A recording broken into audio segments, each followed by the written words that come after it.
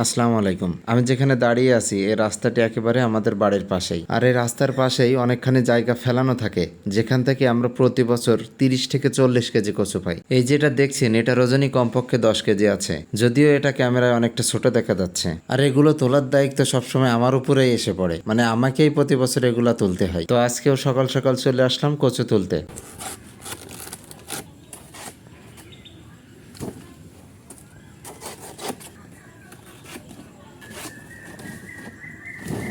এগুলোর পিছনে কিন্তু আমাদের এক্সট্রা কোনো পরিশ্রম নেই। কোনো একবার কিছু চারা হয়তো আমরা ম্যানেজ করে লাগিয়েছিলাম, সেখান থেকে প্রতি বছরই আমরা এখান থেকে কচু এবং কচু থেকে চারা পেয়েই যাচ্ছি। তবে তোলার সময় একটু অন্যরকম আনন্দ লাগে। তার কারণ হচ্ছে একদিকে এটা ন্যাচারাল, কোনো রকম সার কীটনাশক ছাড়াই আমরা পাচ্ছি, এবং অন্যদিকে আমাদের এটার পিছনে এক্সট্রা কোনো পরিশ্রম লাগছে না। প্রথমে যে বড়টি দেখলেন ওইটা আজকে আসলে তোলা হচ্ছে না, তার কারণ সব থেকে বড় যে কচুটি হয় সেটা তুলে আমরা চাচাদের সাথে এবং প্রতিবেশীদের সাথে ভাগাভাগি করে নিই। তো ব্যাপারে আগে থেকে কারোর সাথে কোনো রকম কথাবার্তা বলা বলি করা হয়নি, যে কারণে ওইটা এখন আর তুলছে না। এরকম টাটকা শাকসবজি একমাত্র গ্রামে পাওয়াই সম্ভব, শহরে আসলে এটা অনেক ক্ষেত্রে সম্ভব হয় না। এমন অনেকেই আছেন যারা এটা পছন্দ করেন না, আবার এমন অনেকেই আছেন যারা কখনো এটা খাননি। আবার এমনও অনেক বাসাবাড়ি আছে যেখানে কখনো এটা কিনে নিয়ে দেওয়া হয় না। তবে এটার উপকারিতা কিন্তু অনেক। একদিকে যেমন এটি রক্ত উৎপাদনে সহায়তা করে, ঠিক তেমনি রক্তে কোলেস্টেরলের পরিমাণও কমাতে সাহায্য করে। তাই আমি মনে করি মাঝে মধ্যে আমাদের এটা খাওয়া উচিত।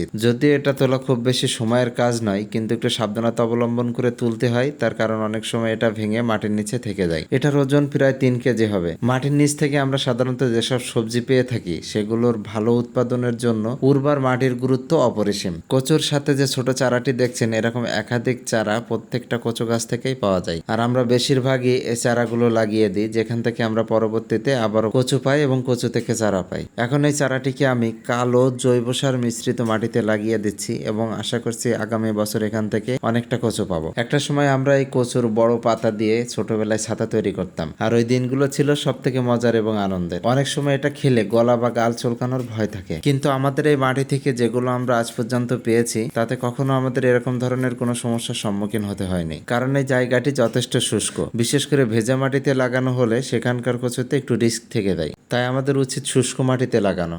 এটার গায়ে একাধিক ছোট ছোট গিঁট দেখা যায়, যেগুলো আমরা গ্রাম্য ভাষায় কচুর চোখ বলি। আর এই চোখ বা গিঁট থেকেই কিন্তু কচুর চারাগুলো জন্মে। এগুলো যদি ছোট ছোট করে কেটে লাগিয়ে দেওয়া হয় তাহলে সেখান থেকেও আমরা একাধিক চারা পেতে পারি। অবশেষে একটা কথাই বলতে চাই, গ্রামের সবজির মজাই আলাদা, তবে যদি সেটা হয় নিজে হাতে লাগানো তাহলে তো কোনো কথাই নেই। তো আজ এই পর্যন্তই। ভালো থাকবেন সবাই। আল্লাহ হাফেজ।